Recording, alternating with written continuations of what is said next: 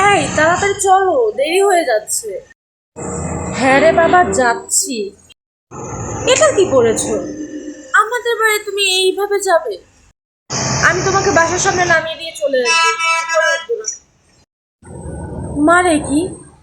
এতদিন পরে যাচ্ছি আর তুমি আমার মা বাবার সাথে দেখা করবে না? আচ্ছা, তোমাকে বোঝাচ্ছি, শোনো। তুমি একটা শাড়ির দোকানে গেলে শাড়ি কিনতে। হ্যাঁ, গেলাম। দোকানদার শাড়ি দেখিয়ে বলল এটা তার দোকানের বেস্ট শাড়ি, এর থেকে ভালো শাড়ি তুমি কোথাও পাবে না। কিন্তু বাসায় আনার পর দেখলে শাড়িটার রং বদলে গেছে। তুমি দোকানে যে রং দেখেছো আসলে সেই রং নেই।